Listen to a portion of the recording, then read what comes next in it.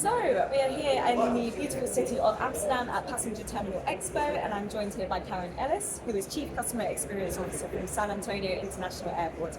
Karen, it's been a long time coming, but it's great to see you finally in person. Nice to meet you as well. Glad to be here.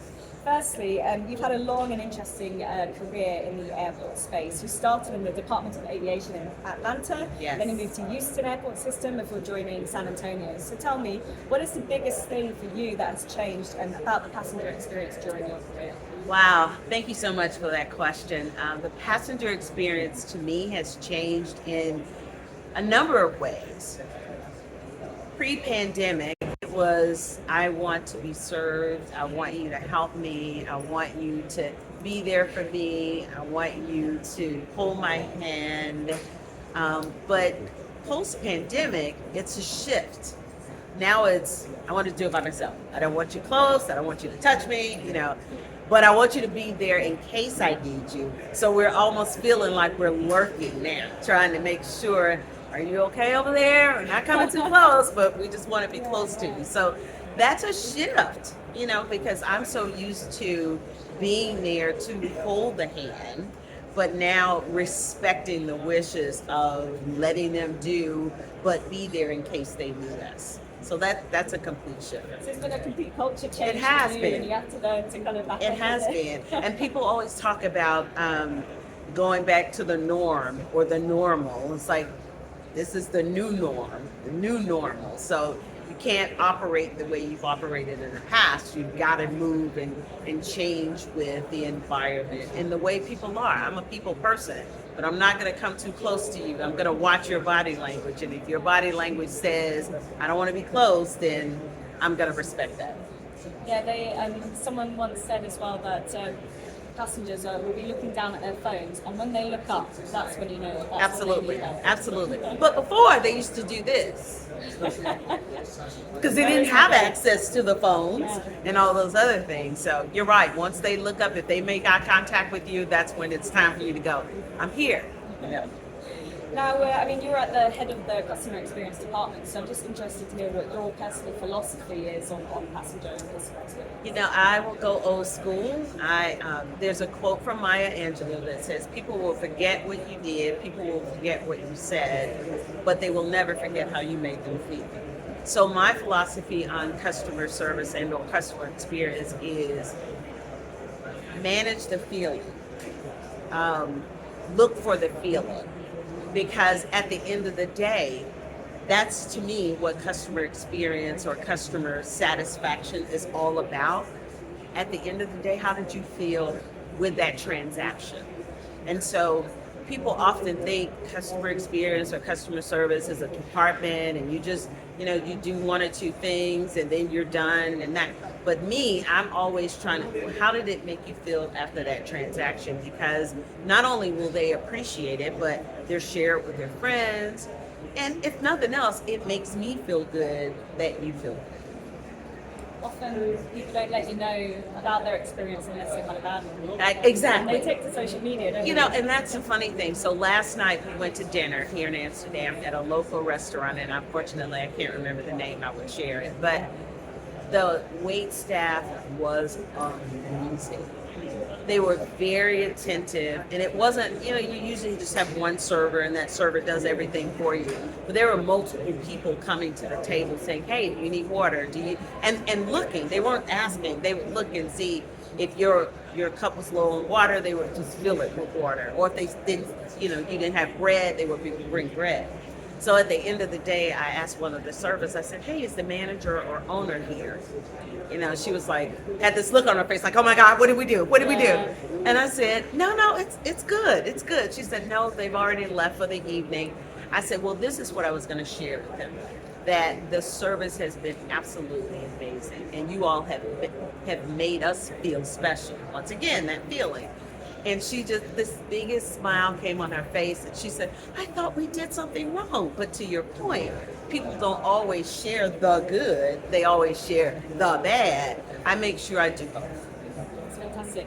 And when your own employees receive good feedback, is there anything in the pipeline for them to reward them? Or? Absolutely. We make sure, I ask a lot of not only my team, but anybody in the airport that has a front-facing opportunity to be with our customers. Because I'm not going to say, oh, that's American's customer, or that's Southwest, or that's Burger King. It's like, no, they're all our customers. So I make sure that all of those individuals are rewarded. It's another story. We had, I have so many stories. I've been in this so long time.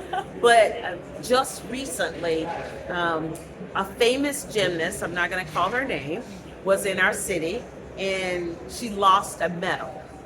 She left a medal in the restroom. Only a medal. A medal that she had won, a medal. And so everybody was in a panic, trying to, of course, find this medal. And one of my team members got the call to say, "Hey, we're looking for this medal. You know, she left it in the restroom.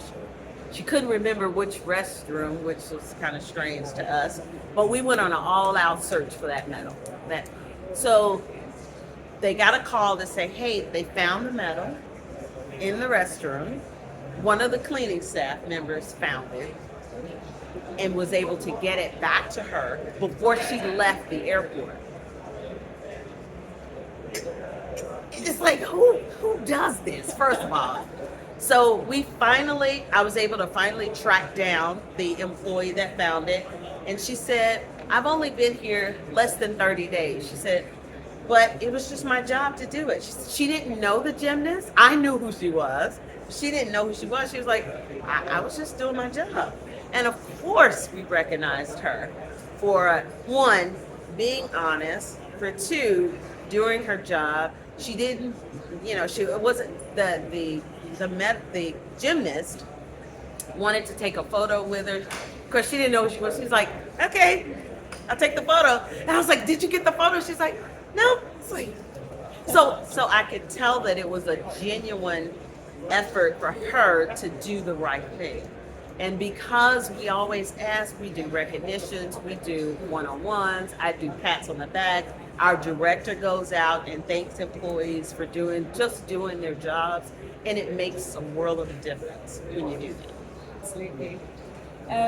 Now, how would you describe things in your airport right now? I mean, I know things are not going to be 100%, but how would you describe the experience right now? What areas do you need to improve? What's going well? One of the things I will say is our airport has been challenged over the last 6-8 months because we have a new demographic of customers that we did not anticipate would be there. Pre-pandemic, we did what's called a journey map, and the journey map determines each touch point or interaction that a customer goes through from the time that they book their flight, they arrive at the airport, they park, they check in, they go through security. At each checkpoint, touch point or interaction, we want to see, are there any service gaps in any of those areas that we can work on? We also do what's called a persona, because we want to know who our customers are. Pre-pandemic, we kind of knew who our customers were, but we did another assessment because I said to my team, we're seeing a different group of people, and we need to know who they are so we can know how to serve them. So once we did the new persona, the personas changed. And then that way, if you know who your customers are, you can serve them. So for us, we had in the last 6-8 months, an influx of migrants that were coming from the border to our airport to either fly out, wait for somebody to send them money to purchase a ticket. So that was different for us. And they were coming in droves, like hundreds, and up to, I think one of the largest groups that we got in was like 800 at one time. And they were sleeping in our airports. They didn't know about an airport because they had not been in an airport. They didn't speak English. So it was a totally different dynamic. So what we had to do is we had to increase our cleaning.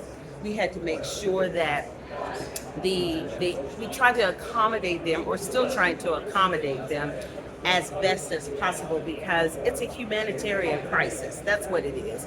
And because we are sensitive to those individuals, whether they're flying out today or whether they're flying out tomorrow, we had to try to manage that.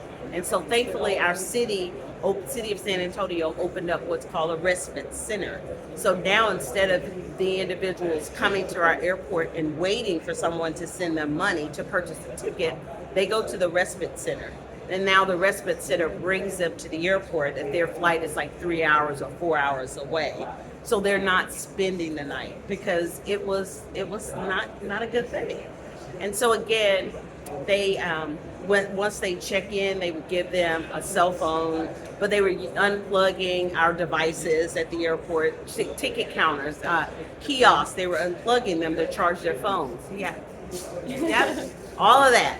So what we had to do is bring in more charging stations to allow them an opportunity to charge versus unplugging something and we having to restart it the next morning. So it's been a challenge, but we're working on it. And in addition to that, we're in the process of a terminal development program where we're going to be building a new terminal, which is going to be amazing. It's going to be both international and domestic, some domestic flights.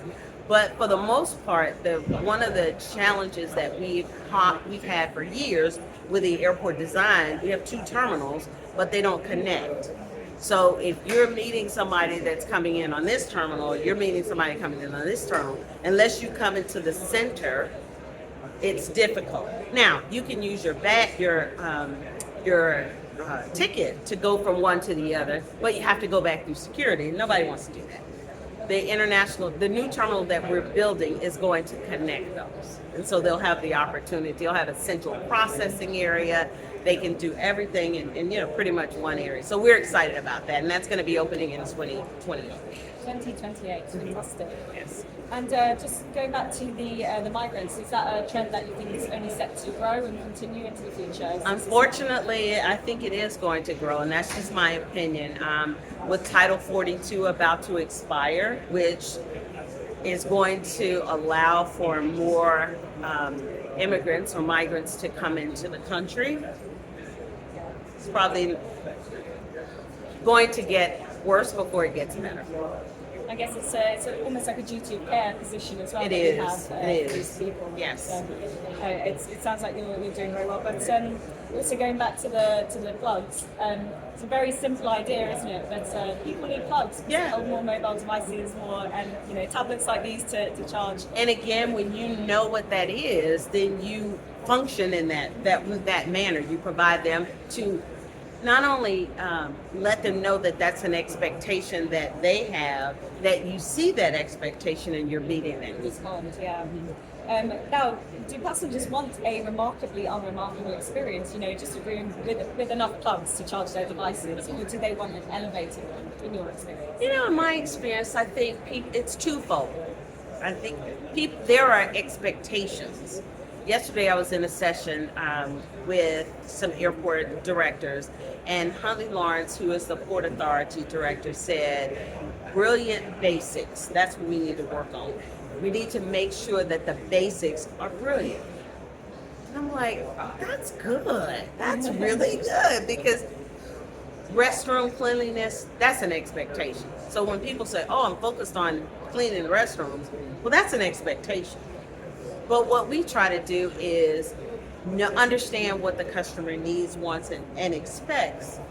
And not only give them that, but expand that to a wow level.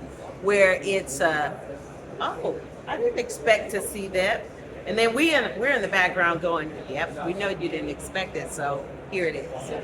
So going above and beyond is something that we focus on. Now, there are those customers that don't want to be bothered. They just want to come in, get their things, and we respect that as well. But we also understand and recognize when there's a need for us to take it to another level. Again, it's that eye contact. If they make the eye contact, it's like, I can get you. I can do something for you special.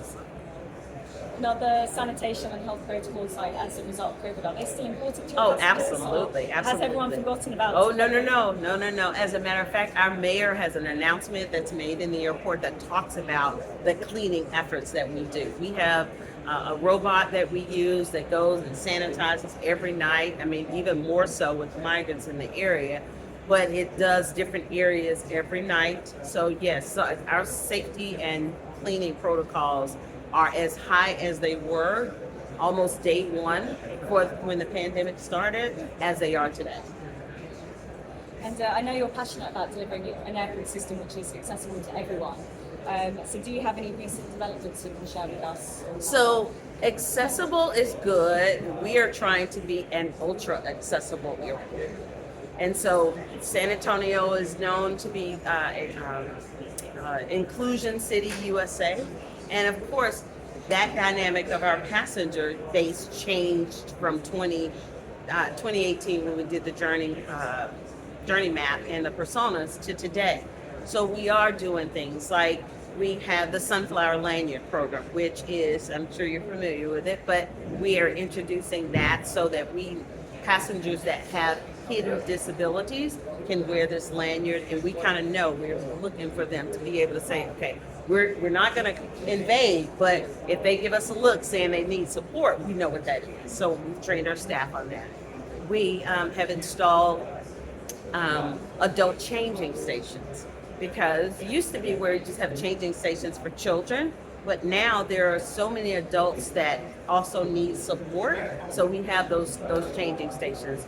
We have this program called IRA, which is for low vision or visually impaired individuals to be able to travel independently in our airport. So they wear these glasses and they have an individual that's talking to them that tells them based on the clock where things are. There's a restroom at 3 o'clock, and so they know to go in that direction. So that's one of the things that we're doing. And the last thing that I'll say that we're doing, we're working not only with the airport, the city of San Antonio and the regions, and seeing what they're doing and how we can implement that for people that they may have, that they may know that's coming into the city, that's traveling, that may need support. So we're there for them as well. So it's not just the airport, it's the city itself that's working to try to become ultra accessible. And then final question to wrap up then, Karen. Is what is your vision for the future of travel through your airport? Ooh. You can get to that 100% where everything's perfect. How would you envision it? Wow, that's a great question. Now that was one that's gonna give me some. I'm gonna have to think about just. But if I had 100% again,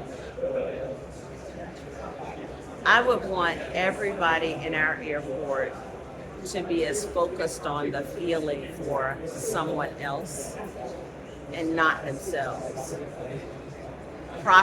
Revenue will come, passengers will come, those kinds of things, but focus on just making that one person. If everybody focused on making that one person feel special, that to me would be my vision for the future. Not only for our airport, for all airports. Because that feeling for me, I wake up every morning and my prayer is, help me to bless someone that cannot bless me back. And if I can do that at the end of the day, that's it for me. So feelings. I'll leave it with feelings. That's well said. Karen, that was my final question. Thank you so much. Oh, you're welcome.